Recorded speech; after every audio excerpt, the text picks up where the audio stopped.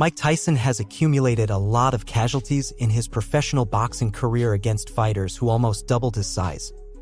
He has never felt fear or been intimidated by the words of those boxers who know how to attack in press conferences but fail to live up to their threats once they enter the honorable fighting ring. What happened on the day these two profiles clashed? Welcome. In today's video, I will talk to you about the fight where Iron Mike had to face the most conceited fat man of his entire career, and he lived to tell the tale. Once again demonstrating that punches have the final say in the noble art of boxing, this is the encounter between Mike Tyson and Brian Neilsen that everyone was talking about in 2001. I hope you're comfortable because this battle is about to begin. Born on April 1st, 65, Brian Neilsen is a well-remembered Danish professional boxer today. Probably his greatest moments of glory were experienced before stepping into the ring to face Iron Mike. From 96 to 99, he held the IBO heavyweight title. Neilsen successfully defended his title 5 times, even against the legendary Larry Holmes and the almost unstoppable Phil Jackson. Establishing the second highest number of defenses, second only to Vladimir Klitschko, he was not necessarily a rival you wanted to step into the ring with. At one point, he matched Rocky Marciano's record of 49 consecutive wins without defeats. With Tyson nearing the end of the second decade of his professional career, opinions on what would happen once he entered the ring to face Neilsen were more than divided. Under this uncertainty, both fighters entered the Parken Ring in Copenhagen, Denmark, on October 13, 2001. Steve Smager was the man tasked with ensuring a fair fight, while the critical eye of Erkki Marinen, Daniel van de Wiel, and Marty Denkin were to declare a winner at the end of the scheduled 10 rounds if the force of their fists was not enough to claim victory. With 62 victories, 43 of them by Tyson's 48 victories, 42 of them by knockout were not exactly anything. But coupled with his 3 previous losses and 2 draws, it seemed the balance tipped in favor of the conceited Dane. With the bell sound, the first round of the contest began. Tyson honored his legacy from the get-go, cornering Neilsen and executing a powerful combination of body punches to waste no time in working towards his victory. I'm not sure yet. The body and the head now. It seemed the Danish fat man had run out of ammunition early in the fight when he focused on his guard to avoid being injured by the missiles raining from all directions, the problem he had gotten himself into. Backing up to being cornered seemed to be part of Neilsen's strategy for the start of the second round. Covering his face, he subjected his body to absorb the ruthless punches Tyson landed on him. Sound. With Neilsen grumpy about this event, everyone eagerly awaited to discover what would happen next. To the second. Combination of the head by but Neilsen still stands against a fighter larger than himself, and he was proving it. Once the fight resumed, Mike showed that there was no need to resort to dirtiness to tame a rival. Like teaching a lesson to his adversaries for some reflection. After the bell sound, the giant Dane continued to move from side to side, seeking some stability. Arriving at his corner, he fell to his knees and shots had torn him apart. Without any mercy, Tyson pushed Neilsen against the ropes after the first blow of the 4th round. Continuing to work towards his victory with body combinations, Mike's halfway through the scheduled rounds. How much time could he buy with such a cowardly approach? right there, and then he countered with a big right, heavy right hand. The crowd hoping for a miracle here. At the start of the 6th, Tyson looked as fresh as someone who had just woken up from a restful sleep, but the same couldn't be said for Neilsen. Throughout 6 tough rounds, the conceited Dane was the one who had endured the bitter part of the encounter. When the bell called the fighters to start the 7th episode, the camera focused on Neilsen, who was still in his corner. Hidden among his team, it was communicated that he decided to surrender. That man who everyone thought would be an easy target for living the last years of his activity in professional boxing showed that there was still much of himself to offer to the discipline. While this was one of Mike Tyson's last victories, the moment of his retirement keeps him dignified even today. On the other hand, Brian, unfortunately, he proved not to be one of them. If you've made it this far, I thank you. If you liked the story, remember there's no better way to support my content than leaving your like on the video. Do you know another one of Tyson's last fights that also deserves its moment on my channel? Select the next one and I'll see you there. Opening the 90s with great force, Mike Tyson and Donovan Ruddock were not just the protagonists of a fight but of a war that would unfold in 2 battles in the ring and a parallel one to determine who was the #1 contender in the discipline. Highlighting the best and worst moments of each, our invitation is for you to stay until the end of the video and join us on this journey filled with deadly left hooks, controversial low blows, and much excitement even after the bell signaling the end of the contest.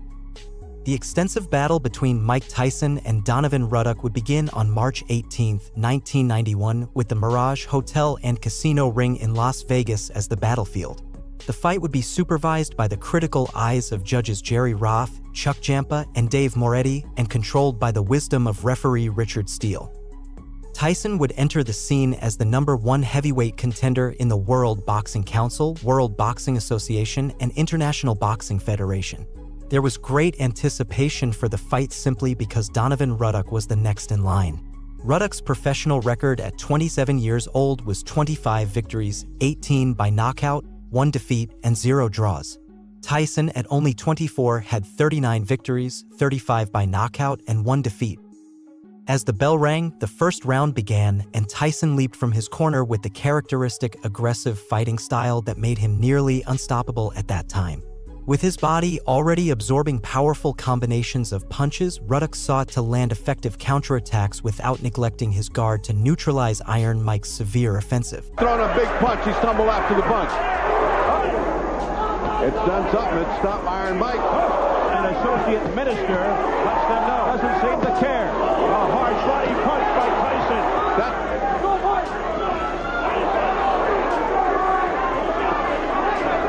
Ruddock would go down early in the second round after receiving a powerful left hook that temporarily weakened his legs. Defended by Ruddock. Despite surpassing the safety count, he demonstrated that he had much more to offer before being declared defeated. It didn't even get to a warning, but that's the kind of stuff that's going to cost him if the fight continues. Steele will have. Showing that the previous round was no fluke, Tyson would knock down Ruddock once again during the third round. After engaging in close combat with his rival for most of the episode, with less than 10 seconds remaining, another powerful left hook would send Ruddock to the canvas. He just doesn't quite get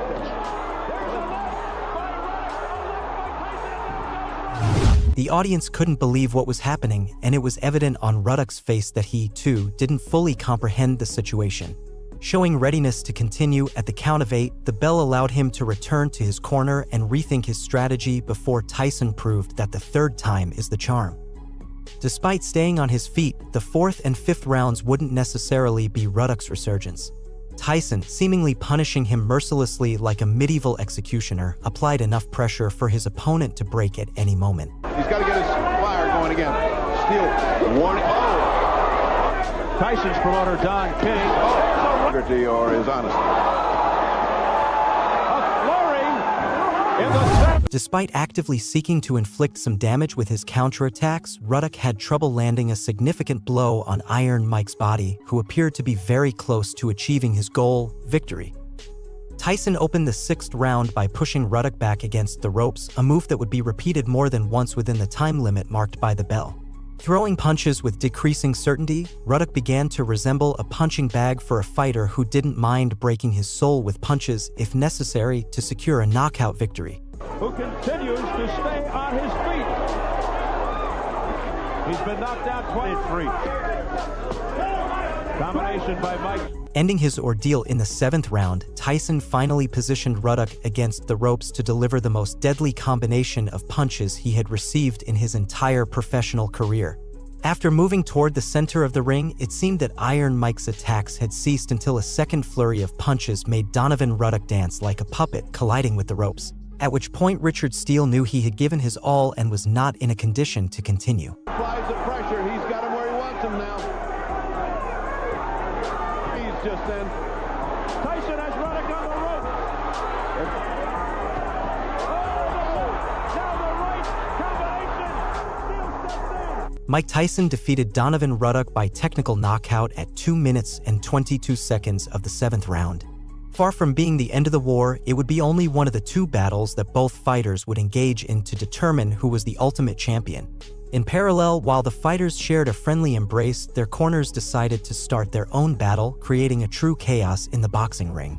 Having to separate the contenders, fearing they might get involved in the riot, one of the most unsportsmanlike scenarios in the history of the sport unfolded. Far from accepting defeat by the great Mike Tyson, Ruddock would do everything possible to have a second chance, leading them back to where it all began, the ring at the Mirage Hotel and Casino in Las Vegas on June 28, 1991. Chuck Champa would also be reprising his role as a judge, joined by Dalby Shirley and Art Lurie.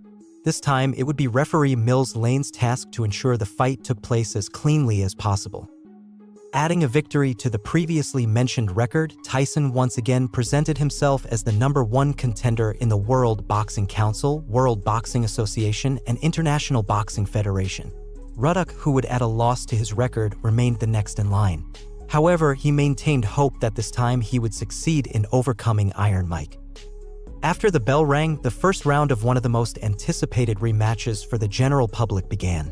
From the very beginning, Tyson adopted his explosive fighting style, making it clear to Ruddock that he had to approach him with a different offensive if he didn't want to achieve the same result.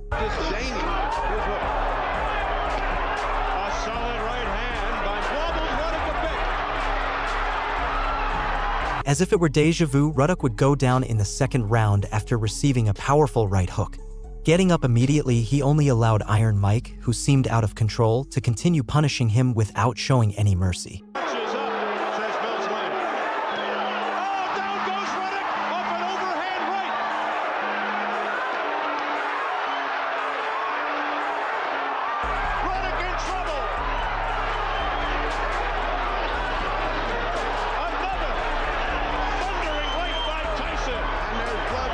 Ruddock would taste the canvas once again during the fourth round. It was a bold left hook that made him fall backward, rising at the count of 8 to demonstrate his ability to continue the fight. From this point on, the fight stabilized, with occasional attacks from Ruddock trying to cause enough damage to slow down or deteriorate the cruel offensive Tyson maintained in each completed round. Closing the 8th episode, Mills Lane deducted a point from Ruddock after, knowingly, he hit Tyson after the bell rang. His chances of winning the fight were becoming slim, and his decision to disrespect the time limits only demonstrated the helplessness he felt in being dominated a second time by the Iron Mike Beast. Again, action after the bell. Both these guys. Tyson, not being the cleanest fighter in the contest, also suffered a point deduction imposed by Lane after, during the 9th and 10th rounds, he allowed controversial low blows to land on his opponent.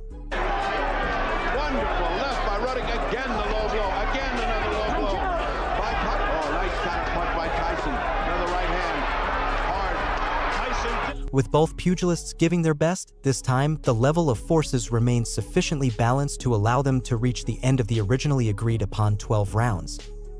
After the bell signaling the end of the contest, the decision of who would be awarded the victory would depend on each judge's perspective regarding who set the pace of the fight and who submitted to it. When the announcer took center ring, the moods were truly heated. Leaving just enough intrigue to generate more excitement, he soon announced that the result was a unanimous decision in favor of Mike Tyson. Like two gentlemen, both fighters shook hands, shared a hug, and exchanged a few words, putting an end to a rivalry that extended for months, even though Donovan Ruddock couldn't remove the thorn of joining the few who defeated the great Iron Mike. Two battles with similar outcomes but different endings, demonstrating the art of knowing how to lose beyond knowing how to win. If you've made it this far, we can only thank you for joining us in reliving two of the most significant encounters in the journey of Mike Tyson and Donovan Ruddock in the discipline. If you enjoyed our story, remember that there's no better way to let us know than by leaving a like and subscribing to our channel, activating the notification bell so that YouTube informs you when we upload a new video.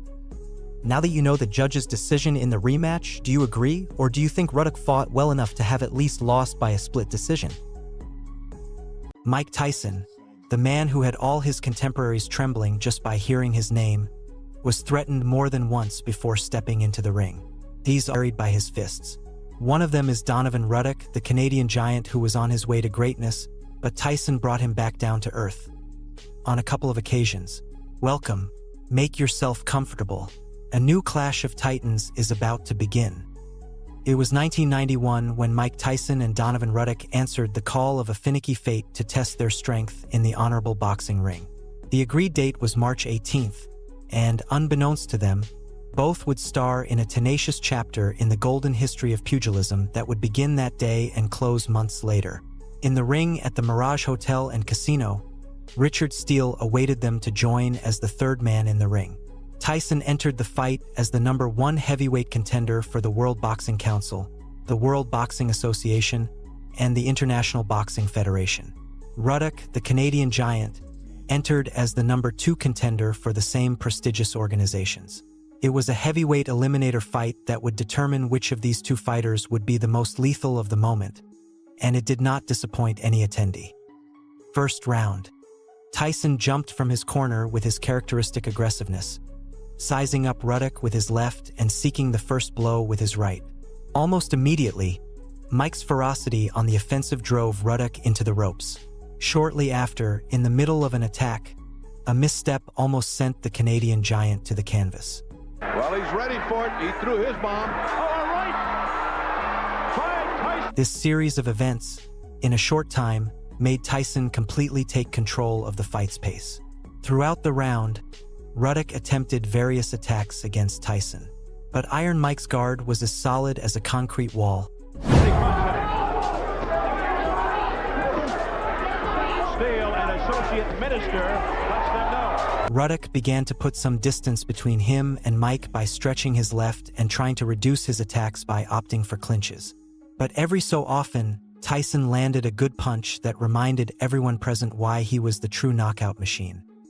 Save the care. A harsh body punch by Tyson.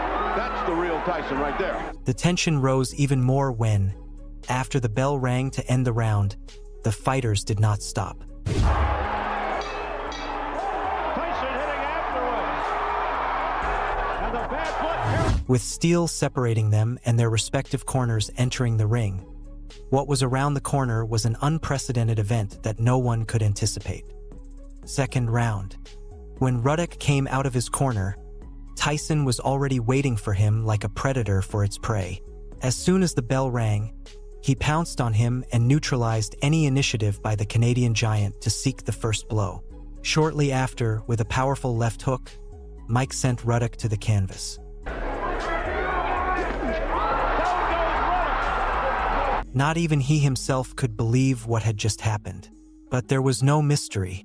He had been a victim of the power of a living legend, Iron Mike. Donovan got up immediately and returned to the fight only to continue being subdued by Mike. His attempts to level the balance were futile. His attacks were weak. Therefore, clinching remained his best friend in the ring. His struggle to put some distance between him and Tyson became more evident, who occasionally continued to land big blows. Because the hurricane is building up. There's a one punch when he should be punching. Alternating between sadistic combinations to the body and head, Mike left no doubt as to why he was the number 1 heavyweight contender. Third round. Ruddock started by putting some distance between him and Tyson, stretching his left, but it didn't take long for him to be hit by the force of Mike's left. Tyson, who pushed him back until he hit the ropes, had a clear strategy and it was working. In contrast, it seemed that the Canadian giant didn't know how to engage his opponent.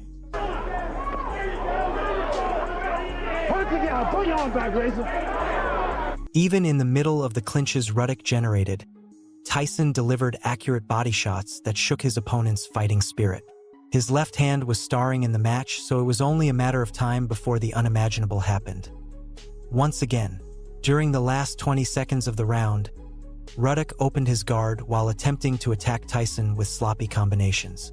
This sudden change in his stance gave Tyson the opportunity to score another knockdown. With less than 5 seconds remaining, Tyson's lethal left executed a second hook that made the Canadian giant wobble, ending up hitting the canvas on his back. He just doesn't quite get there. There's a left by Ruddock. Upon getting back up, the expression on his face was pure gold, a mix of naivety and fear. The beast that vowed to kill Mike Tyson was being tamed, and in the cruelest way possible. When the fight resumed, time played in his favor, and the sound of the bell gave him the breath to live another round. Fourth round.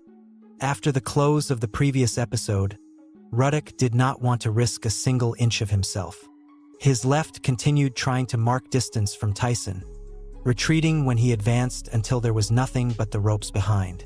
When he got too close, the Canadian giant created a clinch to buy some time and reduce Mike's freedom to attack him. Occasionally, he threw a punch or two that seemed to go nowhere. As far as his feet go, not as far. It seems as if Tyson catches breath, looking for a second win here. He's forward. Tyson looking for that. That body shot sounded like he hit a drum. Again, the crowd groans. Relentless attack by Tyson. He only managed to land one last punch when the bell rang to end the round, and Tyson responded by ceasing fire. Oh, they hit after the bell once again. 5th round. The Predator was starting to get tired of playing with his prey, and it was evident. Reducing the number of attacks, you could see how Mike closely followed Ruddock with his gaze to find the weak point where to slip his lethal fists. For the moment, it was his chest, his liver area, or his head. This one was a good shot by Ruddock. Tyson did a good job demonstrating a great ability to attack various targets at once. Meanwhile, the Canadian giant's body was being tested. It was about seeing how many deadly punches from Iron Mike he could absorb without collapsing. Once again, The question is integrity or his honesty. A flurry. 6th round. Ruddock backed into the ropes as soon as the round started. Tyson had tamed him, and he wasn't even trying to hide it anymore. Failing most of his attempts to attack, the Canadian giant was subjected to receiving punches 10 times more powerful on any valid corner of his body. At this point, the question was how much longer Donovan Ruddock would be able to withstand Mike Tyson in the ring. And the answer was just around the corner. Continues to stay on his feet. He's been knocked down twice. He's getting chopped down little by little. Whoa, nice right hand. 7th round. With Tyson dominating the first half of the 7th episode, for some reason Ruddock thought it would be a good idea to lower his guard to counterattack. In the center of the ring, this sudden change in posture gave Tyson the opportunity to unleash heavy artillery. With a couple of body shots, he guided the Canadian giant into his deadly trap, the ropes. Once there, the target was clear. He was going for the head. Steele tried to give Ruddock the chance to defend himself, putting some distance between them. But there was nothing to be done. Mike executed one last combination of punches that left Ruddock's head dancing on his body, unable to resist. Coming back. Now Tyson with a big left. Pretty good chin. Yeah, but Ruddock. All that could be seen was left-right until Steele had the mercy Tyson wouldn't show and stopped the fight.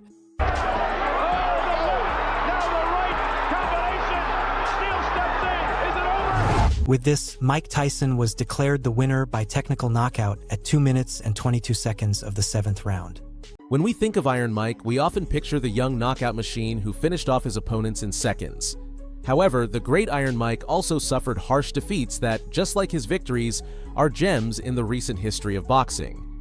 In today's video, I invite you to relive 5 of these defeats while learning about the factors that worked against someone who was once the youngest heavyweight champion in history. Get comfortable. You're about to witness authentic massacres. Mike Tyson versus James Buster Douglas.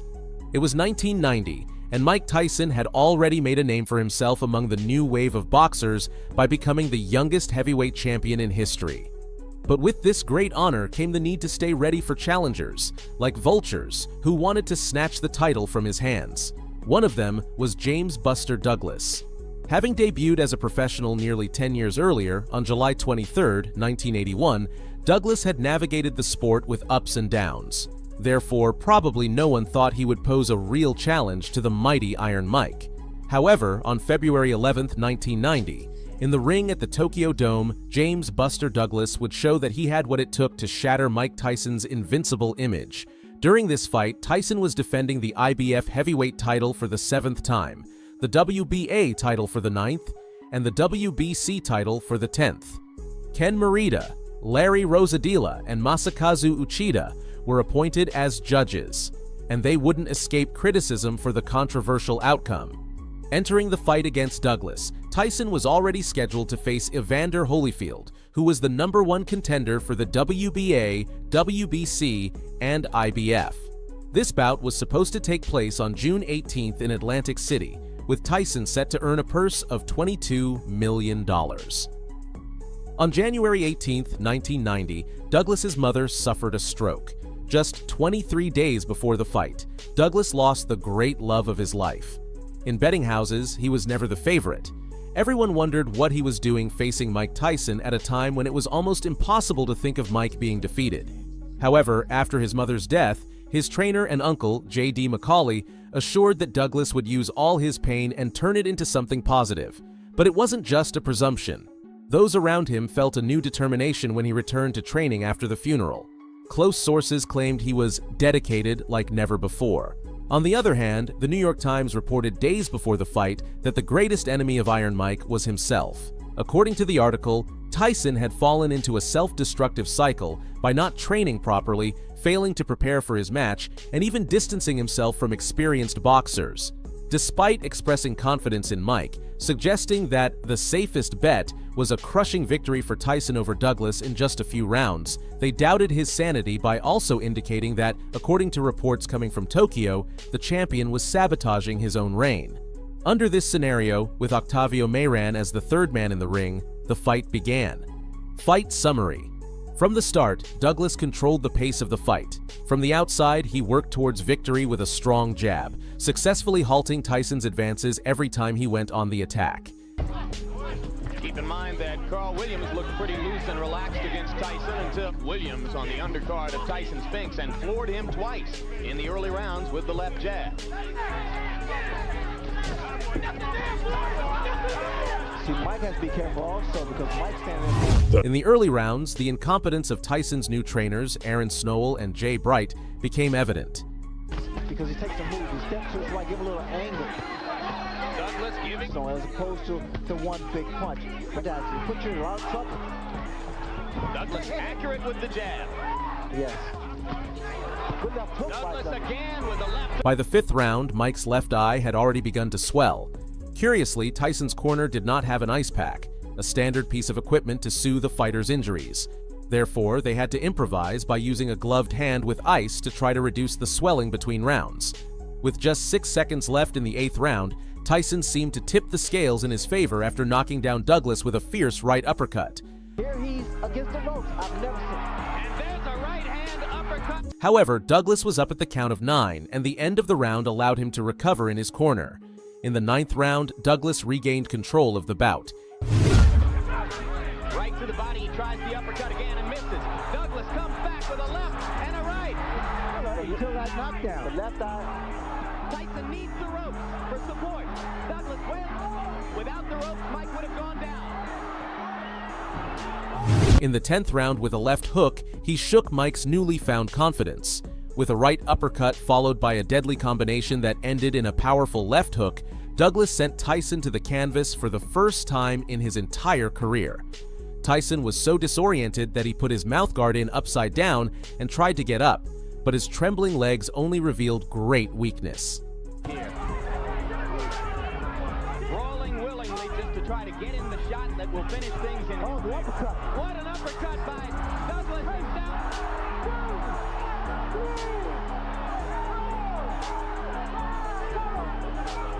After this unprecedented scene, Mayran stopped the fight while embracing a wobbly Iron Mike, Mike Tyson versus Evander Holyfield. Certainly, Tyson did not start the 1990s on a good note. Despite being able to recover in his subsequent fights, over the years, another significant setback occurred in Iron Mike's career. This time, the author would be none other than Evander Holyfield. On November 9, 1996, Mike stepped into the ring at the MGM Grand in Las Vegas, Nevada, to face his destiny. He had just regained his WBA heavyweight title and had to prove he could hold on to it. Tyson and Holyfield were originally scheduled to fight on June 18, 1990. Remember I mentioned that? Those plans were thrown out the window when, seemingly out of nowhere, the betting underdog, James "Buster" Douglas, ended Mike's immortal streak. A second encounter was attempted between these fighters on November 8, 1991, at Caesars Palace in Las Vegas, with Tyson as the challenger in Holyfield's second title defense. However, on September 9th, Tyson was accused of raping a beauty pageant contestant in Indianapolis, which marked the beginning of the long-term cancellation of this bout. A rib injury postponed the original date, and with a trial set to begin in January 1992, it became impossible to schedule a new date for the match. On February 10th, Tyson was found guilty of rape and sentenced to prison. After his release on March 25, 1995, Mike regained the WBC heavyweight title with a technical knockout in the third round against Frank Bruno on March 16, 1996. Big right hand lands. Tyson knows he's got him in big trouble. If he doesn't answer it, Richard Steele. He recovered the WBA title on September 7th of the same year, defeating Bruce Seldon by technical knockout in the first round. Stand straight up there. Now that's not... Oh, down goes Bruce Seldon. That was a punch. Nice long rest there, but he has fell. Back comes Seldon. Why didn't he defend both? Mike had to vacate the WBC title to fight Holyfield instead of Lennox Lewis, who was the mandatory challenger. With $30 million as the purse for the fight, Mike probably found a good reason to give fans what they had been waiting for years. Finally, was the tagline used to promote the match. And, with Mitch Halpern as the third man in the ring, the fight took place. Fight summary. After the sound of the opening bell, Tyson and Holyfield met in the center of the ring. The level of boxing both fighters entered immediately had not been seen in any fight in the previous years. Round after round, both fighters unleashed wild punches.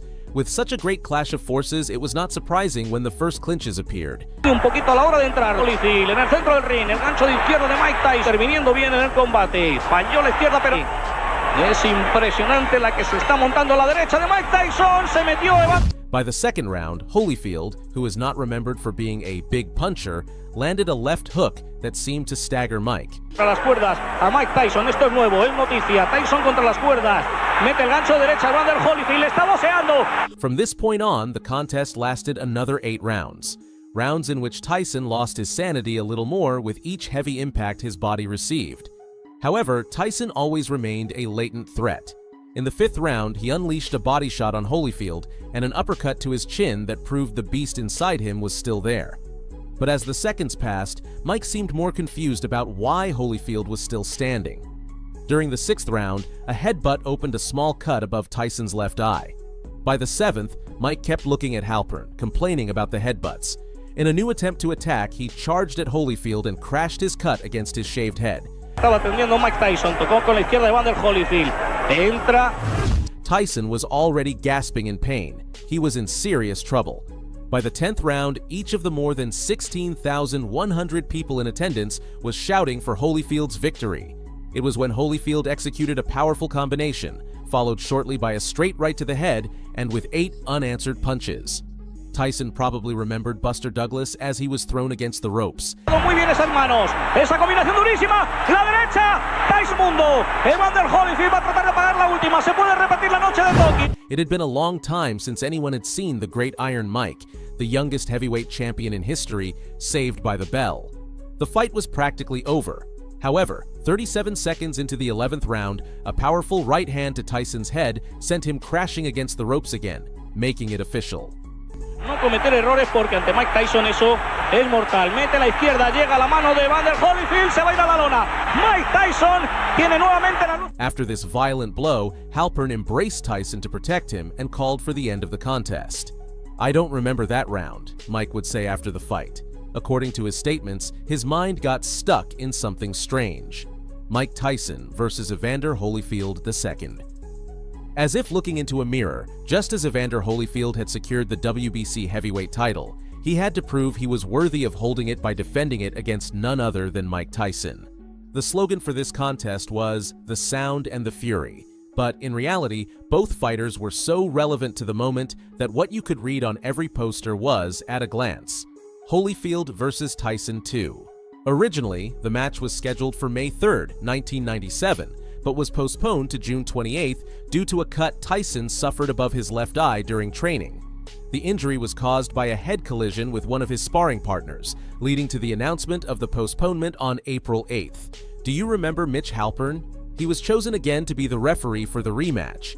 However, Tyson's co-managers, John Horn and Rory Holloway, appeared before an emergency meeting of the Nevada State Athletic Commission on June 26th and requested that Halpern be replaced.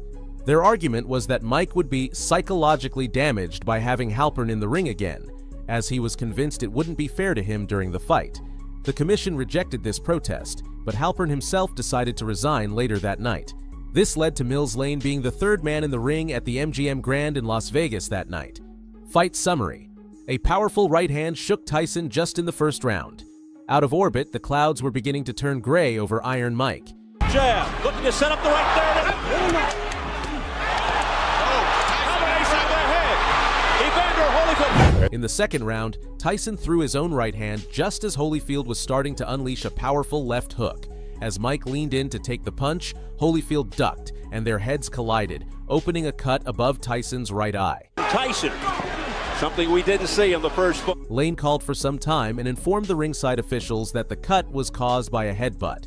Tyson seemed to recover during the third round after losing the first two on the judges' scorecards. Mike managed to land a couple of good right hands on Holyfield, but it was only the moment of glory before the final descent. In the last minute of the round, while both were clinched, Tyson bit off a piece of Holyfield's right ear. First fight. Holyfield stepped back and jumped in the air, screaming in pain. Tyson, out of control, walked behind him and pushed him against the ropes. Lane, alert, stopped the action and deducted 2 points from Mike, who claimed that the damage to Holyfield's ear was caused by one of his punches. However, Lane had seen everything clearly. Once the fight resumed, Tyson bit Holyfield's left ear. At the end of the episode, when Lane was able to assess the bite mark on Holyfield's left ear, he disqualified Tyson. Even after the fight, Tyson continued to defend his stance. From his perspective, Holyfield's headbutts had been intentional, so the bites were merely retaliation. See, look at him. You can see it. You can see it. Look. And look at this. Mike Tyson versus Lennox Lewis.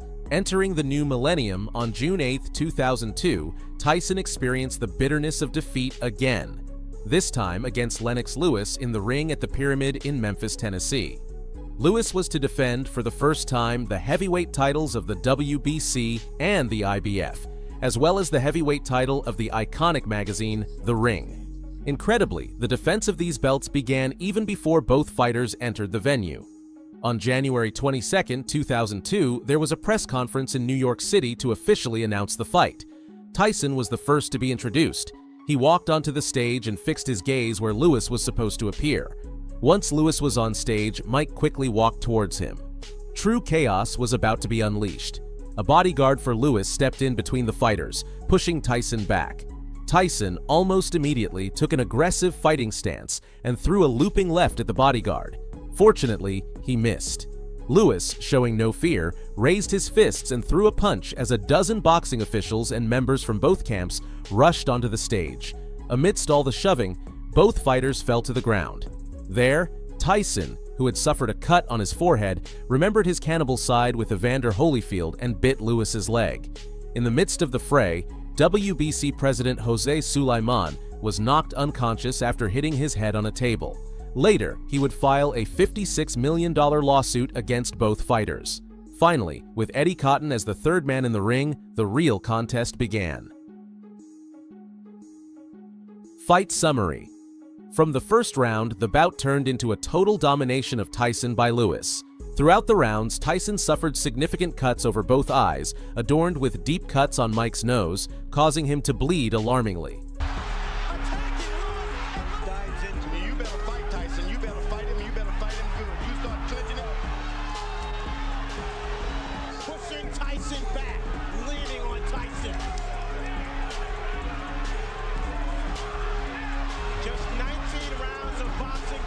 Just as the 8th round was nearing its end, Tyson, who had already been forced to stagger from a series of uppercuts, fell heavily to the canvas after a right hand exploded on his chin. Only 35 seconds were left in the round, and Tyson's attempts to get up were extremely few. Thus, Cotton was able to complete the safety count, leaving Mike out of action. When Cotton reached 10, Tyson's right hand covered his face, eventually bringing it to his side after the official announcement of the knockout, revealing his face stained with his own blood. Hoping that this fight would redeem that hard. You can't take that.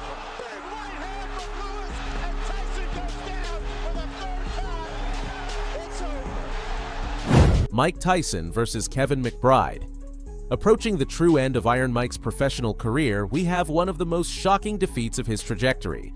It occurred on June 11, 2005, when he stepped into the ring at the MCI Center in Washington, D.C. to face Kevin McBride. Tyson was guaranteed a purse of $5.5 million, while McBride was only paid $150,000. However, according to documents filed in a U.S. bankruptcy court, Mike was expected to receive only $250,000, with most of the purse, after deducting the corresponding taxes, destined for Monica Turner, his ex-wife, and his creditors. Jeff Fenech trained Mike for the fight, who was seen as the clear favorite, as it was not believed that a fighter like McBride could match the legend who refused to retire from the ring due to financial issues. But Mike's erratic behavior would once again be his downfall. With Joe Cortez as the third man in the ring, the fight began. Fight summary. From the first round, it was evident that the beast within Mike was hibernating, probably never to awaken. Final 10 seconds of the first round. At the beginning of the sixth round, Tyson, erratic, perhaps like never before, tried to break McBride's left arm while they were clinched. Mike probably channeled the energy of when he attempted the same in 1999 against Francois Botha. With an intentional headbutt, Tyson opened a cut over McBride's left eye. The ringside doctor examined McBride while the referee deducted 2 points from Mike for the foul. Later, McBride would state that Tyson, the cannibal, had bitten his nipples. Just as the bell rang to signal the end of the sixth round, Tyson fell backward against the ropes, but the referee ruled that he had slipped. Mike, looking exhausted like never before, didn't seem inclined to get up, but he had no choice but to return to his corner and sit on the stool from where he would announce his surrender. Ironically, by the time Tyson left the contest, he was being scored as the winner on the judges' cards. After this fight, Mike, who had lost 3 of his last 4 bouts, announced his retirement. It's no secret that Iron Mike, the Iron Kid, stands as one of the most brutal and tough punchers in boxing history. While audiences created more and more hype around him, his knockout power continued to instill irrational fear in his opponents. Just the thought of standing in front of him made the entire heavyweight division tremble in fear at the peak of his career. But what almost no one talks about is that other fighter who was as respectable and feared in the honorable ring as the legendary Mike Tyson himself. This ruthless assassin of the art of fists had no conscience or sense of mercy for those who dared to stand before him in the ring. What was his name? You've probably heard it before. The great Canadian giant, Donovan Ruddock. Welcome. In today's video, I'll take you back to relive the fateful last clash between Donovan Ruddock and Mike Tyson. The rematch of 2 encounters that marked a before and after in both fighters' careers, and a contest where not even Mike Tyson himself felt secure in his victory. Get comfortable. This glimpse into the golden pages of boxing history begins here. Razor, as he was known for cutting through everything in his path, was born in St. Catherine Parish, Jamaica, but resided in Canada. By March 20th, 1982, Ruddock stepped into his first professional boxing ring at the Columbus Center in Toronto to face Wes Rowe and defeat him by technical knockout in the 4th of 6 scheduled rounds. From then on, the fighter's power was something to behold. It wasn't until '85 that a fighter managed to defeat him on technicalities, and he continued his good winning streak until he faced Mike Tyson for the first time on March 18, 1991. The bunch. Left uppercut by Razor Ruddock. Associate Minister lets them know. Both fighters were summoned to the ring of the Mirage Hotel and Casino in Las Vegas, Nevada, to face their destiny. Tyson came into the fight as the #1 heavyweight contender of the WBC, WBA, and IBF. But Ruddock was close behind, being the #2 heavyweight contender for the same organizations.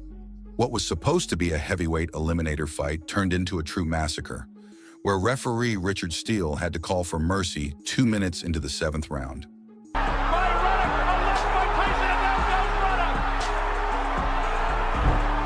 Although Ruddock tried to become the active aggressor in the fight during the first round, he was quickly intimidated by Iron Mike's offense. This drop in his attacks led him to be cannon fodder, suffering his first knockdown during the 2nd round by a left hook while he was retreating. Ruddock immediately got up, but he seemed not even to understand how it had happened. By the third round, Tyson made sure to show him what had happened, sending him to the canvas for the second time with a much more dramatic fall. Ruddock got up at the count of 8 and continued the fight, but he had already lost.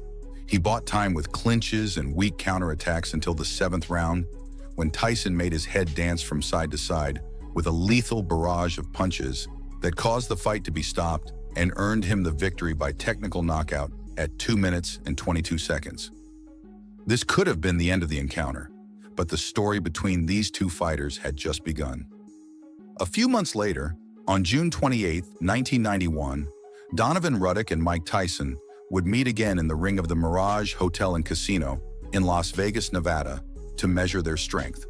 They were still maintaining their positions on the heavyweight contender list, and it was expected that the rematch could finally determine which of the two was truly the one to beat at that time.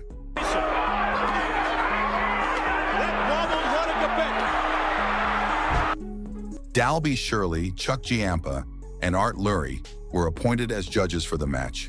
And this time, the third man in the ring was none other than Mills Lane.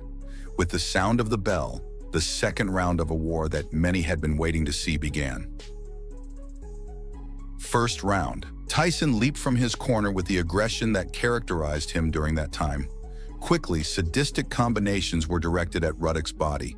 For his part, the Canadian giant acted cautiously and tried to stay out of Tyson's attack range. Tensions were high after that first encounter, so even after the closing bell of the round, the fighters continued exchanging blows with Mills Lane in between them. And they continue after the bell. Second round. Ruddock tried to keep Tyson at bay by extending his left hand, but he was unable to do so. Tyson was going for the head, and his audacity paid off. A powerful right hook, clean and well-aimed, left the Canadian giant on the canvas. Ruddock took Lane's count and continued the fight, but Mike had entered devil mode. Staying firm in his guard was the only option he had left. He's in trouble again. Tyson showing no respect whatsoever for Ruddock. A low blow. Third round. Tyson became the clear aggressor of the fight, spending the entire round stalking Ruddock like a predator to its prey. The Canadian giant tried his own attacks on Mike's body and head, but he quickly resorted to clinching again. Once again, he seemed unable to avoid being tamed. Caught Tyson's attention, no question about that. And a hammering right hand put him punctuation. Fourth round, Ruddock's left hand, once again, tried to keep Tyson at bay as he retreated to get as far away from him as possible. When Tyson caught up with him, the giant's burly body paid the consequences. Again, an unyielding right from Iron Mike left Ruddock lying on the canvas. Surviving Lane's count, the fight continued only for Tyson to knock out his mouthguard with his infamous offense, punishing him until the bell rang. There goes Ruddock again. He's down for the second time. 5th, 6th, and 7th rounds. Those who thought the fight was close to ending were wrong. The fight continued its course, moving through the 5th, 6th, and 7th rounds. With Tyson as the main aggressor, Ruddock occasionally delivered good uppercuts and combinations to the body that kept him in the fight. Probably Tyson didn't expect the Canadian giant to pass the 7-round mark, as happened in their first encounter. Part is not finished. They continue. 8th round. The tension between the fighters had already been building. Suggestions of punches after the closing bell of previous rounds had been seen, but nothing like what happened at the end of the 8th round. After Tyson successfully tamed him up to that point in the fight, Ruddock couldn't contain his frustration. Therefore, after the bell, the Canadian giant let his right hand go, with every intention of inflicting damage on Mike. That last round proved that Mike can be hit. This cost him a point deduction on the judges' scorecards. 9th and 10th rounds, Tyson was not exempt from this punishment. During the 9th and 10th rounds, he had 2 points deducted, 1 in each round, for low blows. Probably these attacks were part of his strategy to provoke Ruddock and initiate close exchanges of punches after the giant had been escaping them for quite some time. He certainly going to make Holyfield overconfident. 11th round. With the judge's decision just around the corner and 2 points deducted from his scorecards, Tyson didn't come out to play during the 11th round. Although Ruddock had proven to be a tough nut to crack, he never managed to take control of the pace of the fight from Mike. The Razor, instead of cutting through everything in his path, was retreating or clinching at crucial moments. This allowed Iron Mike to show himself as aggressive and determined. Take any more points, for fear of affecting a heavyweight championship, a heavyweight fight. 12th round. Ruddock was exhausted for the final round, so now more than ever, he fought to stay on his feet, not to win. He kept his distance as much as possible and shamelessly bet on clinching to avoid being severely injured. Tyson kept advancing until the end. Bet this was going to go the distance. Not many. Certainly not me. Judge's decision. When the announcer took the center of the ring, uncertainty filled the venue. Although Tyson had knocked Ruddock down twice and had been the aggressor throughout the fight, the 2-point deduction could work against him. In Ruddock's corner, only a miracle could be expected. By unanimous jury decision, the verdict in the rematch against one of the giants who gave him the most trouble favored Tyson. Once again, Iron Mike proved his supremacy over Donovan Ruddock. From the start, the great Iron Mike showed what he was made of. Being a knockout machine, you might think that becoming the youngest heavyweight champion in history would earn you automatic respect from your opponents.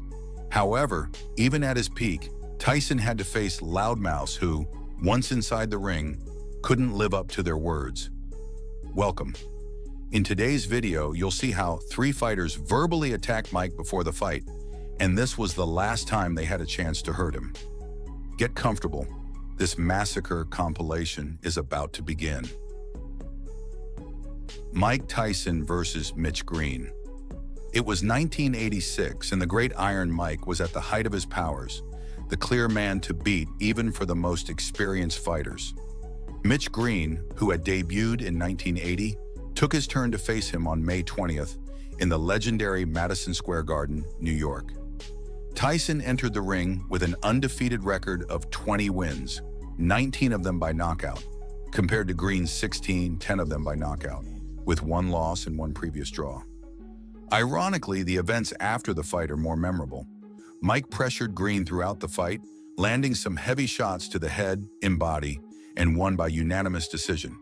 3 times, Tyson knocked Green's mouthguard out and rocked him with short, devastating blows to the head and body. He just was a little bit lazy, especially in the later rounds, so we'll see what he does about that. Yet Green did not give up. The self-proclaimed gangster countered several times with flurries of punches that only exposed him further.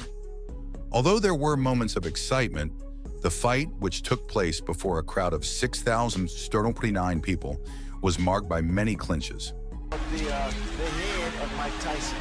You see what's happened? Tyson is not allowed. During the later rounds, there were boos from the crowd because Tyson never put Green in real danger, except for once in the early rounds when he doubled him over with 2 rights to the body.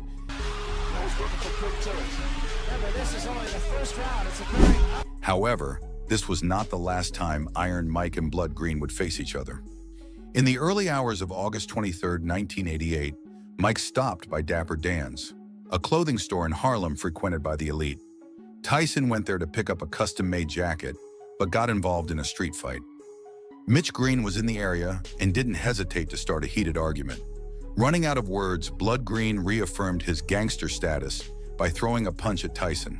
Unfortunately for him, Mike's reflexes led him to respond with a straight right hand that landed on the bridge of Green's nose. As a result, the gangster needed 5 stitches, but Mike didn't walk away unscathed. The power of the unprotected punch led him to fracture his hand, which prevented him from keeping his schedule for his first fight with Frank Bruno. Even outside the ring, Karma decided to punish the audacity of Blood Green. To throw this time. Well, just how hard... Mike Tyson versus Jesse Ferguson. Before Green, Karma got its due with Jesse Ferguson. On February 16, 1986, the rival ESPN had dubbed the man to end Tyson's undefeated streak received one of the harshest beatings of his career. His record of 14 wins, 10 by knockout, and one loss somehow seemed to threaten Tyson's 17 knockouts, according to those eager to see him defeated. The man who stepped into the ring at the Rensselaer Polytechnic Institute, Troy, New York, after boasting of all the ways he would defeat Tyson, ended the fight in the most humiliating way possible. During the fight, Tyson landed heavy body shots and snapped Ferguson's head back with a pair of uppercuts. A couple of those punches appeared low. Ferguson fought most of the first half of the opening round with his back against the ropes, trying to block Tyson's blows and occasionally throwing and landing a few of his own in the last minute. Tyson continued punishing Ferguson with body shots in the second round. Much of the third round was a close quarters fight, with Mike overpowering Ferguson, who remained cornered against the ropes. Farther than the average Tyson opponent. As I mentioned, only the 6th of 18 men to face Tyson. Ferguson, however, landed a good flurry in the middle of the third round that snapped Tyson's head back. In pretty good shape at this point. You would find almost no one in the arena who believed. At the start of the fourth round, Ferguson grabbed both of Tyson's arms and complained about low blows. During this round, Ferguson was warned for holding Tyson by the back of the neck. Even displaying his best rat fighter attitude, he threw a couple of punches after the bell to end the round, prompting an immediate response from Mike. He warns him not to headbutt Tyson. After being separated, Ferguson was taken to his corner by his trainer, but not even he could save him from the humiliation that awaited. Early in the fifth round, Ferguson threw a jab to try to stay close enough to Tyson to smother some of his power. Yet Tyson succeeded in stepping back and strictly attacking the body. A combination of a right hook to the body and a right uppercut at 2:14 of the fifth round broke Ferguson's nose, sending him crashing to the canvas like a meteorite.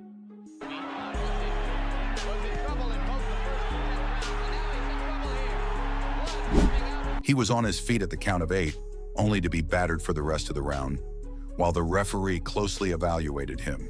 Ferguson came out throwing jabs in the 6th round before Tyson pressed him against the ropes and punished him with heavy headshots. It was then that Ferguson clung to Tyson's body, refusing to let go. A minute later, he received a clear warning for it.